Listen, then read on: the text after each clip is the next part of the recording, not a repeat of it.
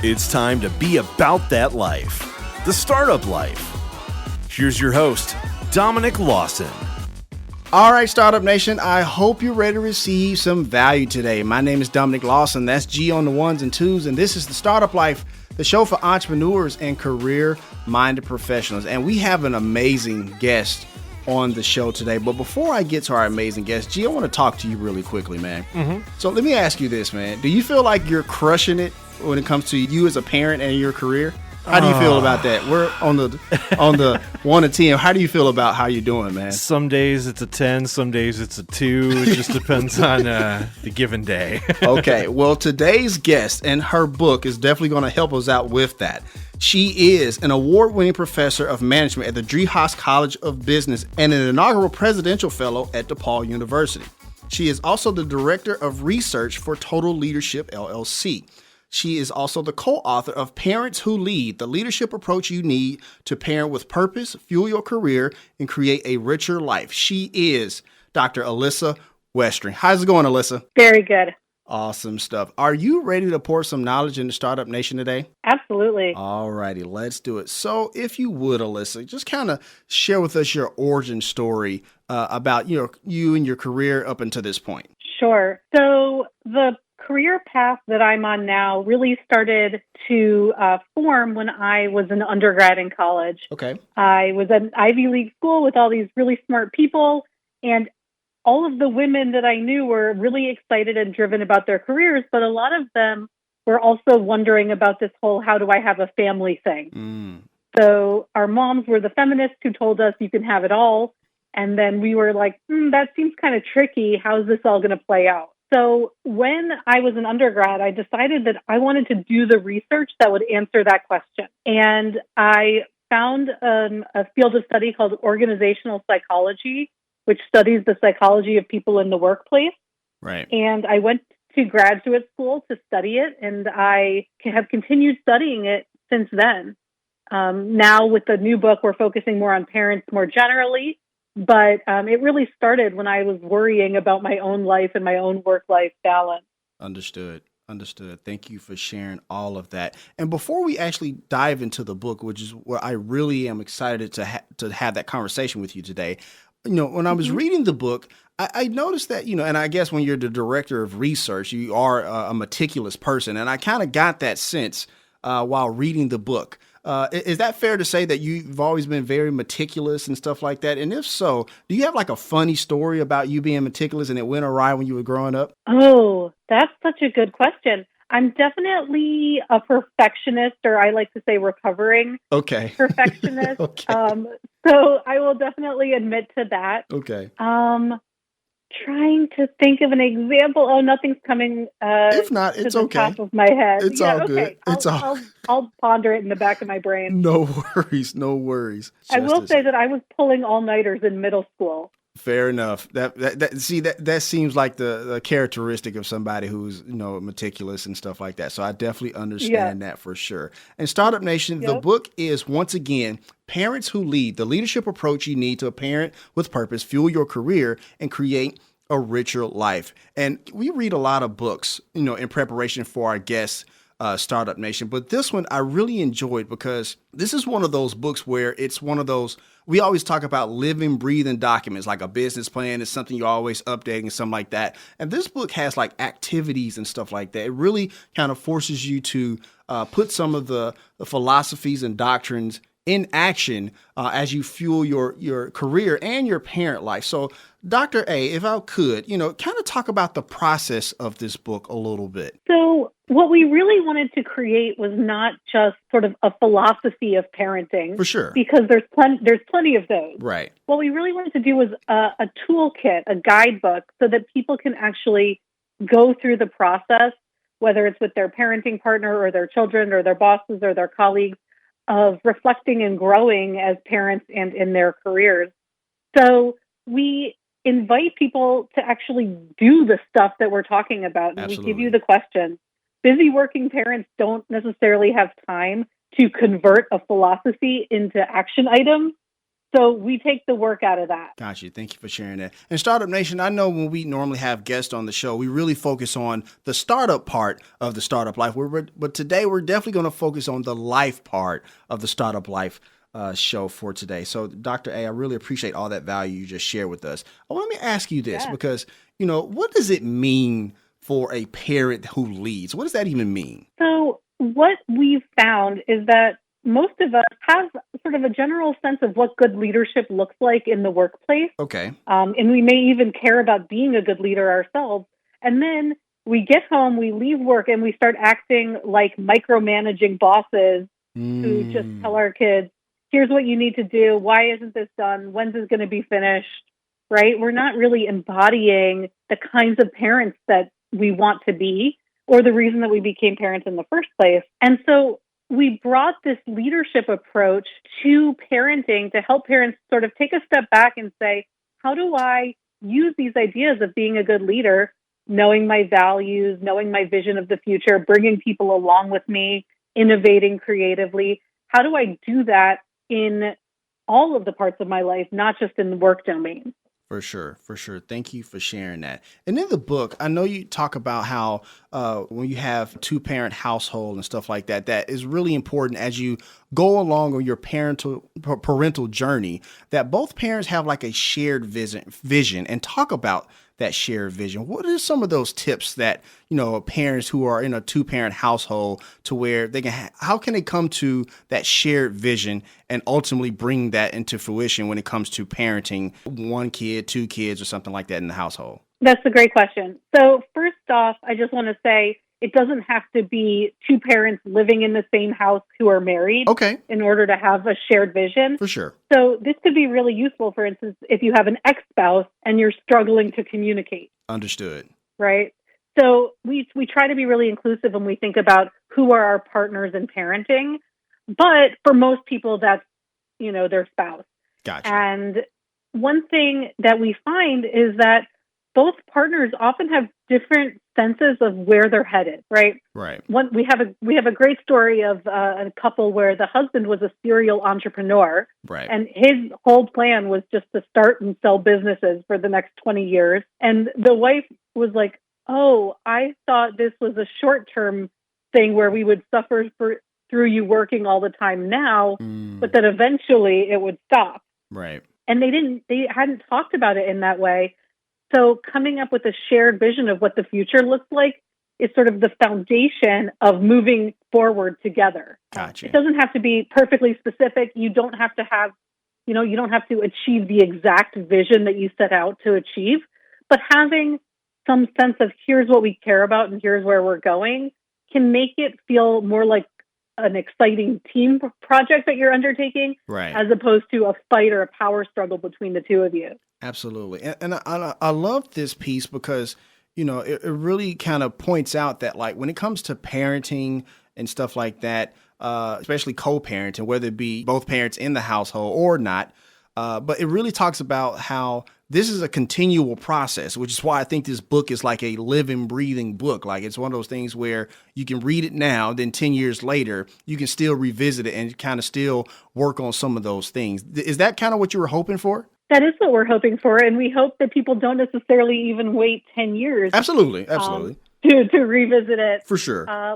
When things get tricky, we feel like we have some conversation starters that can be really useful. And as your kids mature and develop, the conversations that you had with them when they were 3 and 5 may need to be revisited when they're, 8 and 10. And I know that I'm working through that exact scenario in my own house right now. Understood. So, yeah, it is. It's a living, breathing document, and it's also a mindset shift.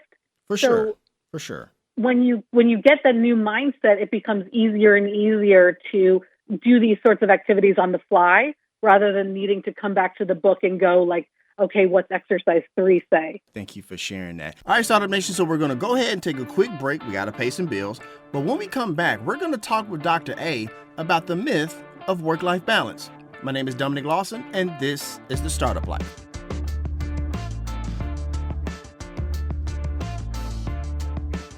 Startup Nation, We tell you all the time that no one does anything great on their own. That includes starting a business or a nonprofit, or even becoming a thought leader or an influencer. My point is that you need a team to do it successfully and responsibly. And that is why you should contact DR and Associates. Danielle and her team provide branding solutions, along with digital and social media marketing that provide tangible results you are looking for. No matter if you are a Fortune 500 company or an author looking to make an impact, DR and Associates needs to be part of your team. They are one of the few firms whose leadership has been recognized by Google, which is proof of concept that they are very good at what they do. Contact DR and Associates today to grow your online presence.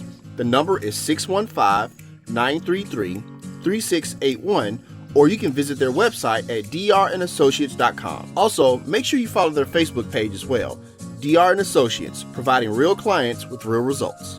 Startup Nation, do you have friends and loved ones that you want to do something nice for, but maybe they live in the next city, the next state, or even halfway around the world? Well, I have a solution for you. Koya is the new and best way to let your friends and family know you're thinking of them. Choose a friend, record a message, and hide it in a location that they are likely to visit, and give them a clue. When they arrive, your message will instantly appear. You can even send them a gift.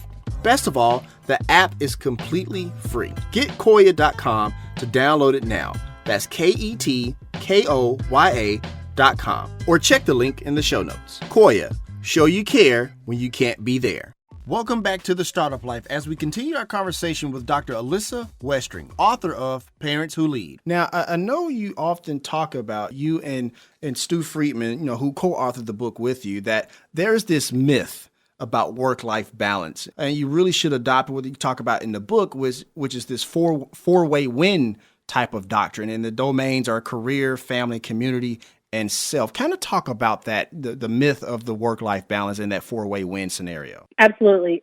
So what we find with the idea of work-life balance is that people tend to imagine then that in order to have balance, they have to have more of one or less of the other. And it really puts them in this framework of making trade-offs and compromises. Gotcha. And we recognize that there are absolutely real trade-offs and compromises that working parents need to make.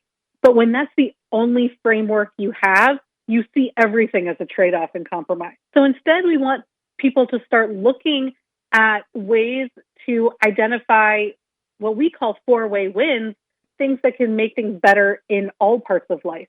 So creative solutions that don't require necessarily a huge trade-off and in fact can make things better. Sure. And part of that is just shifting even how you think about it. So for instance, if I take an hour to go to the gym, I may feel initially like that's a trade-off of time with my kids or time focused on work.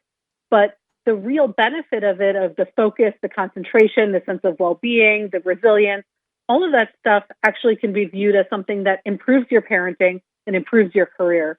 So it's that mindset shift that we're really helping people focus on. Absolutely. That mindset shift is definitely the basis for everything when it comes to parenting, entrepreneurship, and everything else in between. So I'm glad you shared that. Once again, Startup Nation, we're talking to Alyssa Westring, the co-author of Parents Who Lead.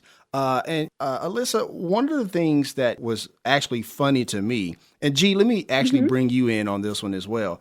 So she talks about how a lot of times with kids, especially in this day and age with like iPads and phones and stuff like that, trying to reduce their screen time, right?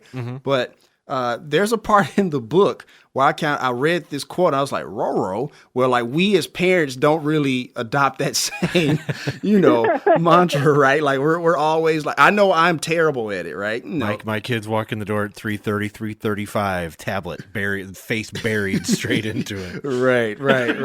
And so I know I'm terrible about it. And so, let's kind of talk about how, it's one thing for us as parents to kind of say, hey, we got to reduce your screen time, but we don't necessarily look inward to kind of check ourselves a little bit. Why don't we do that as parents, in your opinion? Well, first of all, I think we have this sense that everything we're doing is super important. That's true. That's very right? true. Even if it's checking the news, it all feels very pressing, or checking our email, or, so we feel like we're getting information or we're being able to respond. We could also be getting, some dopamine hits from looking at other people's Instagrams or whatever that may be. Right. And when we asked the parents to talk to the children, to talk to their children about what they really need, we were surprised how many children said, I need you to get off the phone. Wow. I need you to be present. And it was really a wake-up call. I know, it's very clear that the recommendation for screen time for kids that are, at least my pediatrician says is less than 2 hours a day. Gotcha. But when my phone tells me how long I've been on it, the average is not under 2 hours. I have to agree with you. I think the shortest time on mine was like maybe 12 hours. That was maybe the shortest time. We don't even really notice that we're doing it. Exactly, for sure. And once again, I need to do this part. Startup Nation, the book is out today. It was released today. Parents Who Lead. You can get that on Amazon.com, Barnes & Noble, Books A Million. And if you're listening on the podcast, the link is there in the show notes for easy access. Sorry about that, Dr. A. I want to make sure we sell some books today. Thank you. I appreciate it. No worries. And then it's my first book, so I want we got to push some books today for sure. So in that same vein, when we're talking about our kids, I guess I want to hop on the psychologist's couch a little bit, because I know my daughter Zoe, right?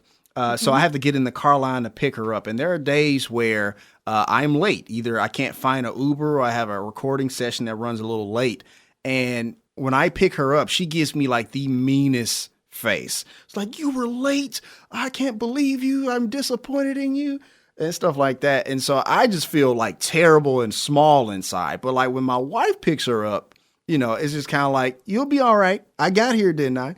And so I guess I'm curious, in your opinion, like, why do me and my wife have that different response where it affects me more than it affects her that much? Or maybe my wife just put on a strong face. I don't know. Yeah. So do you think that your daughter reacts the same to both of you and you interpret it differently? Or is your daughter actually giving you grief in different amounts? I think she's maybe giving us grief in different amounts, or maybe it's the same and I just take it differently. I don't know. Yeah. I mean, I think of course our children expect and want and need different things from each parent. Gotcha. So it may feel really different to her when you do it versus when your partner does it. Gotcha. I know, at least with one of my kids, she couldn't care less if my husband comes home late. Gotcha. But if I'm 10 minutes late or he has to pick her up, she's not thrilled with the whole situation. So, part of it could be about them, but then the other part is about how we feel in our own guilt, and whether they're saying something that sort of triggers something we might be already thinking about ourselves, like, I'm not there for her enough, or I'm not available enough, or right. I'm not, so sometimes what we're hearing from our kids is like an echo of the worries that we have about ourselves, and that could be kind of disconcerting. Understood. Thank you for sharing all of that for sure. One of the things that I thought was interesting, last week we talked to Mark Randolph, the co-founder and first CEO of Netflix. And one of the things that was very important to him was making sure that he, stayed with his wife, Lorraine, until, death do you part, you make the nuptials and stuff like that.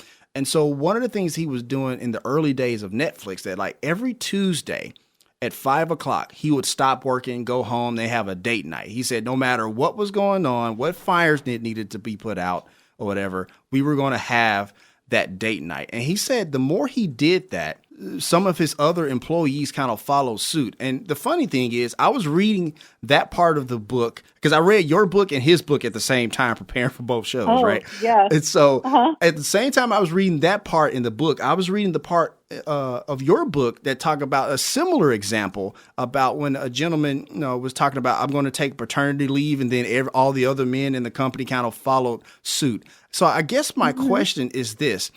Is that one of those things where in a career, when somebody shows value in their family, it kind of forces the rest of the subordinates or the other team members to kind of reevaluate those values? Is it FOMO? Kind of share with us a little bit about that. Like, where does that come from? That psychology a little bit, I guess. Yeah. So what we know from research is that when people feel like their manager is not supportive of them taking time for family life, they're much less likely to use the policies and practices that are available. Things like flex time or work from home or maternity or paternity leave. So we know that people are reacting to the expectations that they believe their boss has of them, Right. and to the culture of the workplace. So if the culture of the workplace is a place where everybody values being a workaholic and your performance is based on your performance is evaluated based on whether you're in your desk chair till 9 o'clock at night. Right. We know that people are less likely to use those policies and to take time for family. And the reverse is true. So when leaders say that it's important and role model taking time for family, other people will follow suit. And there's good research to show that. Sure. One of the couples that we talk about in the book, the wife was managing a small team of about 5 or 6 people, and she was really committed to her career and wanted to be the best leader that she could be. So she would always be up at night answering their emails Right. late into the night and early into the morning. And when she finally sat down with them, she heard from them that it was stressing them out because then it made them feel like they had to be Right. on the computer at all of those hours.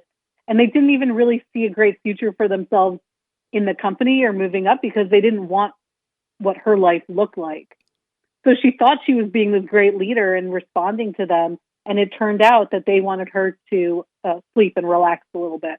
Right. Right. I do remember that story. And I thought that was interesting because, like, because there's that story, and then there's the story of the mom who actually worked for home, I think like every Wednesday or something like that, to take care of her, her kids and stuff like that.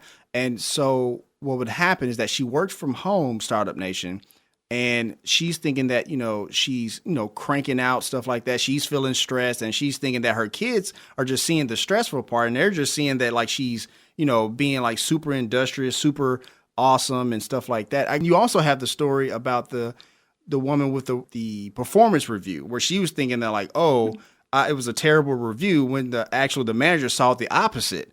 Right. So I guess I'm also curious about why is it that, in those situations, because I do it myself as well.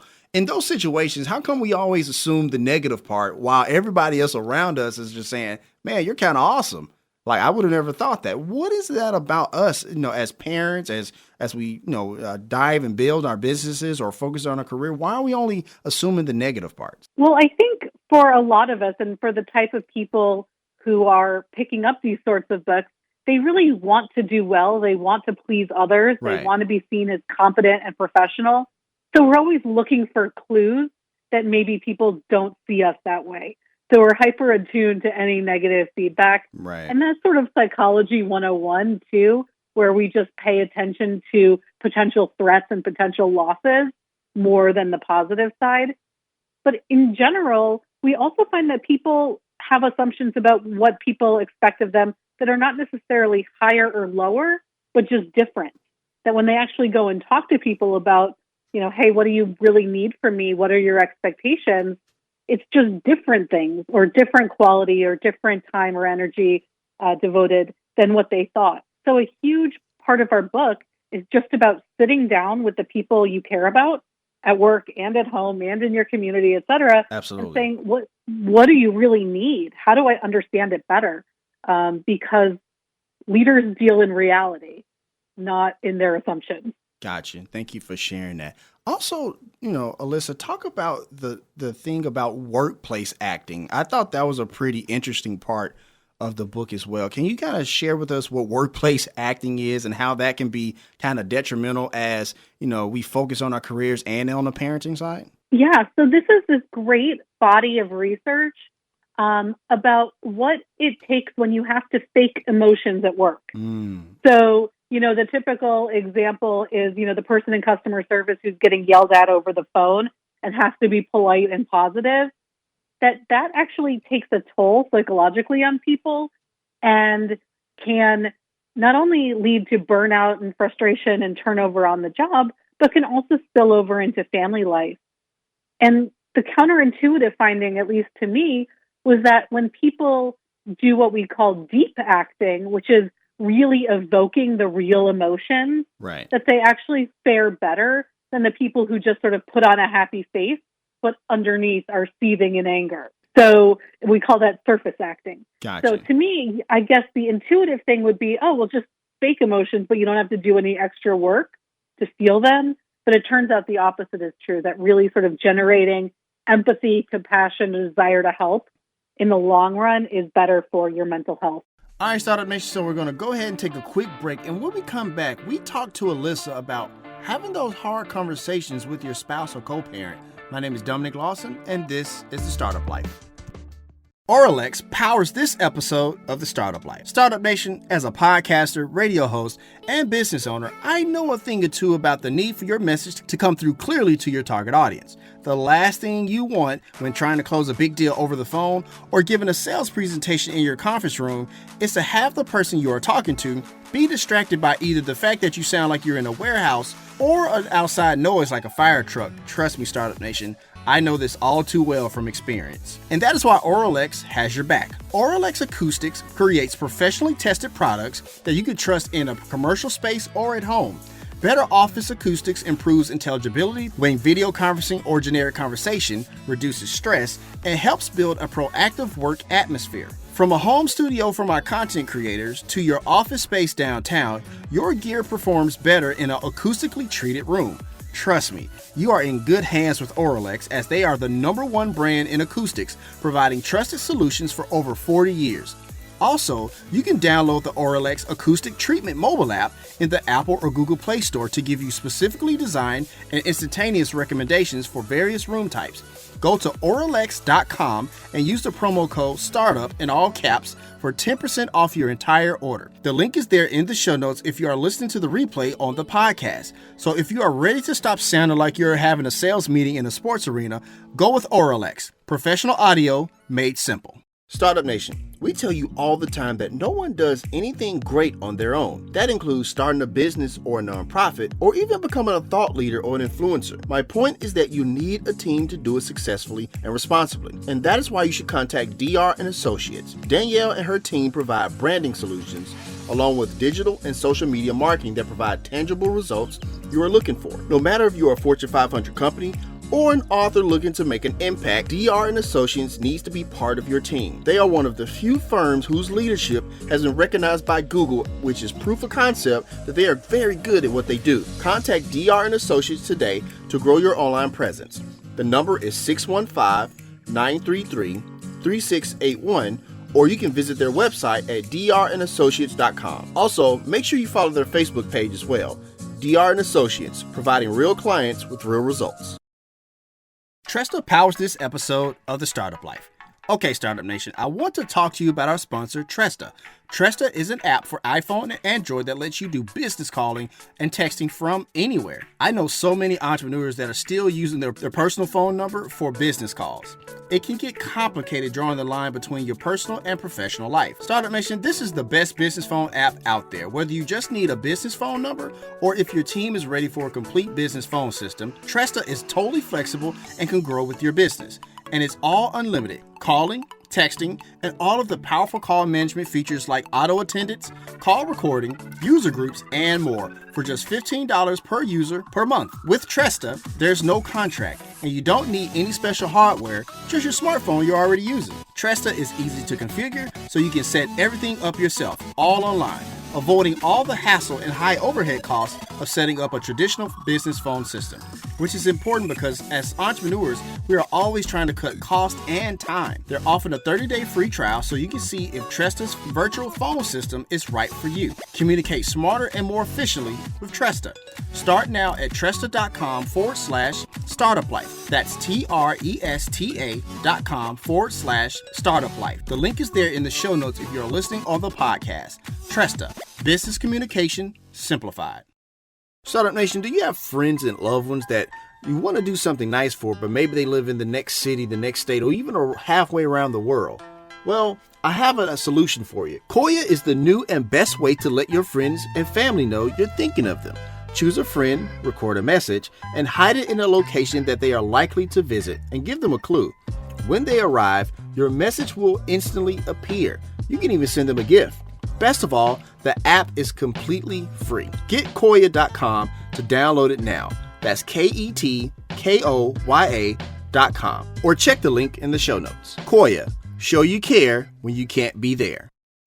Welcome back, Startup Nation, as we continue our conversation with Dr. Alyssa Westring, Director of Research at Total Leadership, LLC. Another thing I found interesting, you should see this book right now. I have so many like sticky notes sticking out of it. Oh, awesome. Right now, because, and I talked to my wife about it, I think, we should do some of the activities in it and stuff like that. And that's one of the beauties of it, Startup Nation. Like, there's so many activities from, helping you to buoy your career. But also, I thought the interesting ones were the ones towards the beginning of the book, where you kind of ask those questions and actually honestly have those hard conversations from time to time with your, your co-parent and stuff like that. Let me ask you this, Alyssa, because there are times where you have kind of competing ideals. I know, for example, me and my wife, like, I'm Jewish, my wife is Christian. And so I know when my family too. Okay, there you go. So you understand what I'm talking about. So with my wife, Christmas was extremely important to her, right? And I know in the beginning I was just kind of like, I don't want to do Christmas, and she kind of like acquiesced to what I wanted. And then over time, she kind of kept stressing more and more, Christmas is important to me. This is why. And she told me this story about her and her mom, and it made me softened a little bit. And she wanted to have that with her daughter, our daughter as well, because my wife's mom is no longer here. And so she wanted to have that moment with her. Kind of talk about what are some kind of, I guess, rules of engagement, if you will, when you're having those type of conversations with your spouse or with your co-parent who maybe, you may not be together or anything like that. Yeah. So I think, obviously you need to start these conversations with a foundation of mutual respect and a desire to listen and hear each other. Right. If you really truly can't communicate, we often say there's no shame in getting, direct professional help like marriage counseling or couples therapy. Right. But if you have that foundation of, where you care about each other and you want to work together, then it's really important to start saying why you want your life to look a certain way. So, rather than her just saying, I want Christmas, here's why, here's what it means to me, here's what it meant to my childhood. And that's a lot easier to, get on board with, to Absolutely. Share those values, whether it's tradition or family or generosity, right? We can all get on board with the shared values. And then we're just talking about how we implement them, which is still tricky, right? It's not Absolutely. easy to figure out how to do that. But at least you're on the same page in terms of the values. Absolutely. And Absolutely. my husband and I had the same conversations. And, what we ended up doing is celebrating Christmas with his family in Nebraska. So we don't do it in our house. Gotcha. So we go to their house. Gotcha. And we do it with them. So again, just having those conversations of why do we care about this makes it a lot easier to compromise on the details.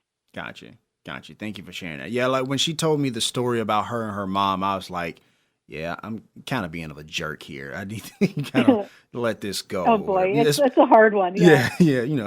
Honestly, it kind of came from a place of it's not that I was against Chris. I was more so indifferent, I think. And so I was kind of like, well, if I'm indifferent and she's kind of pro whatever, then I feel like I should just let this one, let that go, because it's super important to her. Yeah, we got to pick our battles. Absolutely. I love her and stuff like that. So I appreciate you sharing that for sure. But, Dr. A, also talk about, the fatherhood bonus and the motherhood penalty. I thought this was interesting too. Yeah, interesting and a little bit depressing. Absolutely. For Absolutely.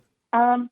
And you probably experienced this in your own life or seen it happen. When men become fathers, it is viewed as this great thing that they're doing. It's a career booster. Their pay goes up. Their likelihood of promotion goes up. Right. And if they leave early to watch their kid perform or pick up their kid, it's like, what a great dad. Oh my gosh.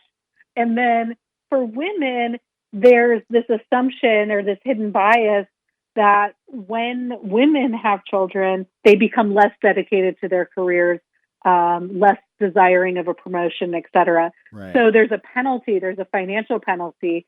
And a lot of what we see as the gender gap in wages, Interesting. a lot of that is actually explained by a motherhood gap. So thinking about how not do we just advocate for gender equity in the workplace, but how do we create parental equity, whether that's having parental leave for adopted parents or for fathers, right? Just challenging these stereotypes we have about what mothers in the workplace are like and what fathers in the workplace are like. Thank you for sharing that. Yeah, I have noticed certain things like that in my life, but I guess maybe as a man, I was just oblivious to certain points of it, but I didn't know there was like, this kind of, what you described as the bonus versus the penalty. Because I know there's been times where I try to, painstakingly try to do my daughter's hair, when my wife is away or something like that. And then I know that if I screw it up, because I know I will, I'll just get the whole, oh, bless his heart. Right. Yep. Exactly. Right. So, G, you know what I'm talking about, right? I can identify with that. Absolutely. It's like, bless his heart. But my wife, there's like this level of like, oh my goodness, why would you ever let your daughter come out of the house like that or something like that? Right. So it's kind of weird, in that regard. But I appreciate you sharing all of that for sure. For sure. So, before we kind of transition, I want to ask you one last thing about the book, because I thought it was interesting that you talk about mentors and not just having one mentor where you go to for all of your advice, or help or, venting or stuff like that. You said that it's important to have multiple mentors, and you even have, a certain mentor that helped you with this book as well. Kind of talk about that and how that came to be. Well, so I'm assuming you're talking about Stu? Yes. Yes. Okay, good. Sorry. I was like, which mentor are we talking about? My apologies. So, no, that's okay. So Stu we like to say that we're a boomer grandpa and millennial mom team. Gotcha. So he's been through the ringer. This is not his first book. He's very established in his career. He's sort of phasing down and thinking of this book as his legacy. And he brought me in to work with him. And it's been this really interesting relationship where I'm learning so much from him, but I also think he's learning a little bit from me as well about what it's like to be a mom today, what it's like to be a parent today. But the way our relationship started is that when I was in grad school, I was getting super bummed out about the idea of being an academic for the rest of my life. Right. Because you just write these journal articles and then, 25 people read them, you're like a huge hit. So I wanted to think about, okay, how can I be a professor and be an academic, but also have an impact on people? And I Googled around to see who was doing stuff like that. And I found Stu. And, our relationship started, over 15 years ago. So it's it's almost half my life that I've been working with Stu in one form or another. So he has been a huge guide, and he, as the book has evolved, but also as my life has evolved, been a really big support for me as well. I know, I wasn't married. I didn't have kids when we started working together. So having him sort of be not only my research partner, but a mentor in other parts of my life has been incredibly helpful. All right, Startup Nation, so we're going to go ahead and take a quick break. And when we come back, we talk to Dr. A about why some of the barriers to college are starting to come down now. My name is Dominic Lawson, and this is The Startup Life. Startup Nation, we tell you all the time that no one does anything great on their own. That includes starting a business or a nonprofit, or even becoming a thought leader or an influencer. My point is that you need a team to do it successfully and responsibly. And that is why you should contact DR and Associates. Danielle and her team provide branding solutions, along with digital and social media marketing that provide tangible results you are looking for. No matter if you are a Fortune 500 company or an author looking to make an impact, DR and Associates needs to be part of your team. They are one of the few firms whose leadership has been recognized by Google, which is proof of concept that they are very good at what they do. Contact DR and Associates today to grow your online presence. The number is 615-933-3681, or you can visit their website at drandassociates.com. Also, make sure you follow their Facebook page as well. DR and Associates, providing real clients with real results. Tresta powers this episode of The Startup Life. Okay, Startup Nation, I want to talk to you about our sponsor, Tresta. Tresta is an app for iPhone and Android that lets you do business calling and texting from anywhere. I know so many entrepreneurs that are still using their personal phone number for business calls. It can get complicated drawing the line between your personal and professional life. Startup Nation, this is the best business phone app out there. Whether you just need a business phone number or if your team is ready for a complete business phone system, Tresta is totally flexible and can grow with your business. And it's all unlimited. Calling, texting, and all of the powerful call management features like auto attendance, call recording, user groups, and more for just $15 per user per month. With Tresta, there's no contract, and you don't need any special hardware, just your smartphone you're already using. Tresta is easy to configure, so you can set everything up yourself, all online, avoiding all the hassle and high overhead costs of setting up a traditional business phone system, which is important because as entrepreneurs, we are always trying to cut cost and time. They're offering a 30-day free trial so you can see if Tresta's virtual phone system is right for you. Communicate smarter and more efficiently with Tresta.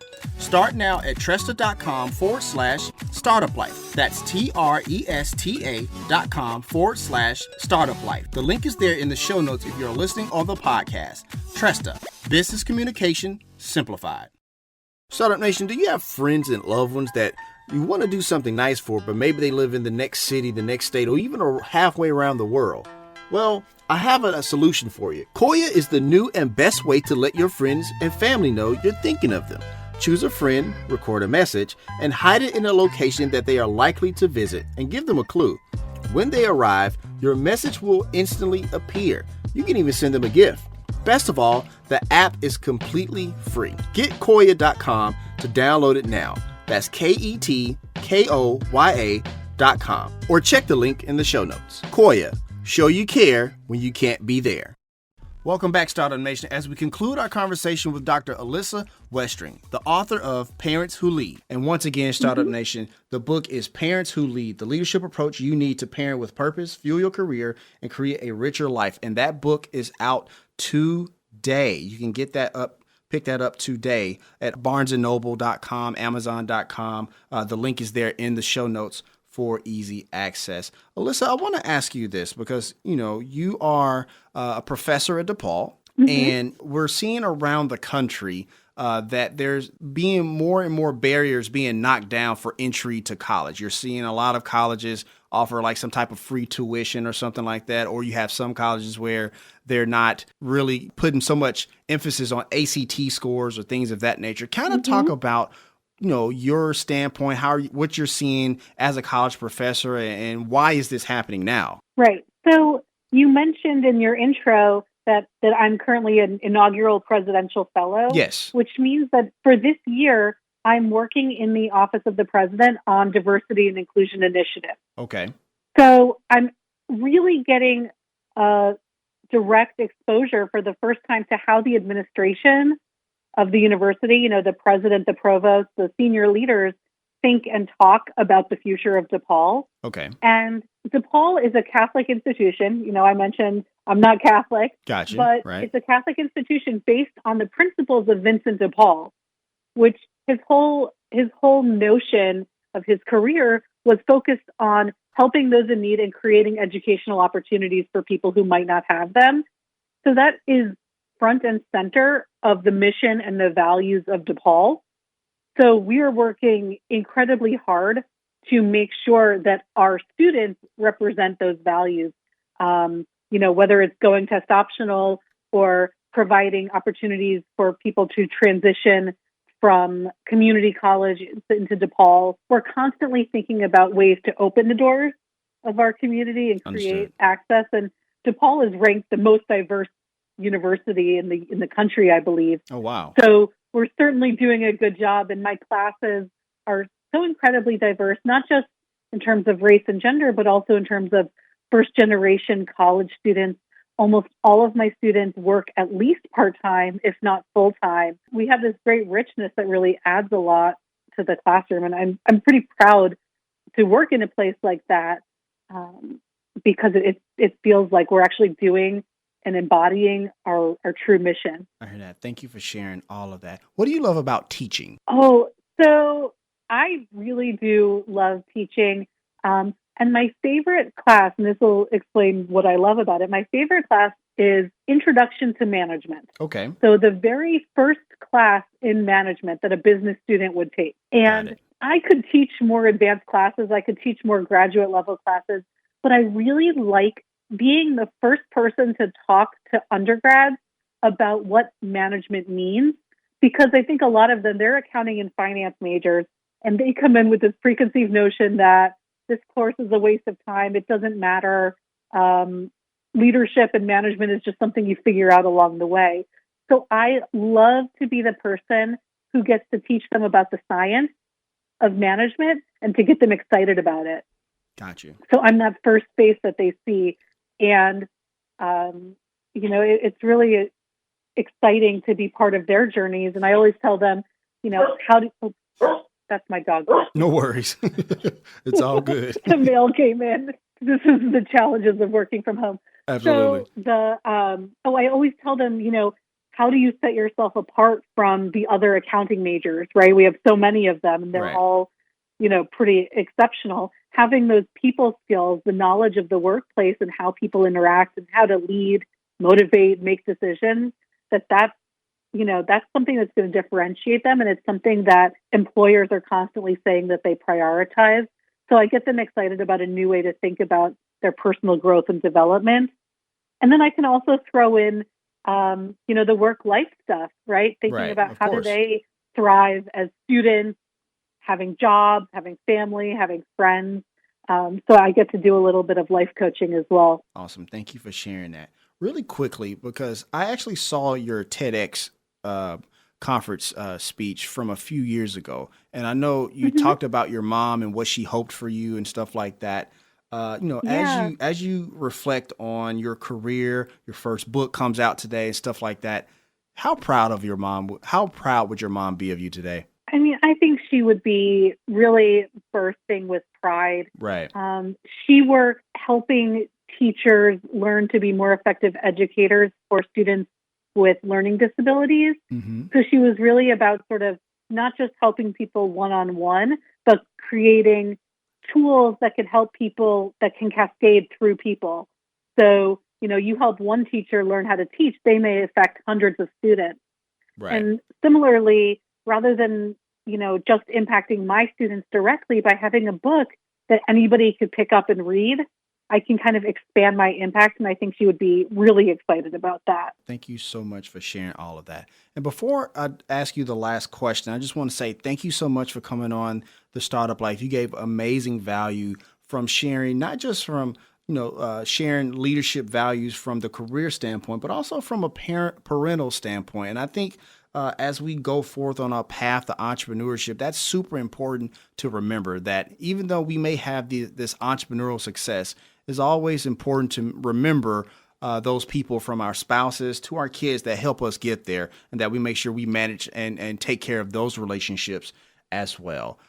So Dr. A, before we head out, I'm going to actually turn the microphone over to you, because there's an entrepreneur out there, a small business owner out there that's really trying to find that right tune to engage with their kids, engage with their spouses, stuff like that. And they feel a little discouraged about that. Kind of share with them a little bit of words of encouragement to take us on out today. So in your career, you have been creative and driven and persistent, and all of those same skills that you've developed in your career can be used to make your life more full, more harmonious, and richer.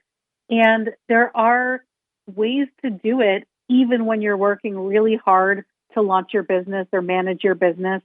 And they come from being creative and looking for what we call four-way wins. You don't necessarily have to only think about the sacrifices. It's tricky to find those creative solutions, but they are there if you look for them. I hear that. Thank you so much. And that's going to wrap up our session with Alyssa Westring, co-author of Parents Who Lead. And then remember, Startup Nation, as always, if you have an idea, be about that life, the startup life. If you want to let us know what you think about our show, have an idea for a show topic, or would like to advertise on our show, send us a message on the Startup Life Podcast Facebook page. And while you are there, like and follow our page as well. It's a great way for us to engage with you, Startup Nation, and really grow our community. The link is there in the show notes. Subscribe to the show as it can be heard on Apple Podcasts, Google Play, Stitcher Radio, Spotify, or even on your Facebook timeline or any other platform you like to get your podcast. If you are listening on Apple Podcasts and you find our content valuable, please give us a 5-star rating, as it will help us climb the charts and help more people find our show. You can also listen to the show on the Startup Life Podcast new website. There you will find the all-new startup blog where I write on many topics that are interesting and helpful to you on your path to entrepreneurship. And hey, if you have an idea, be about that life, the startup life.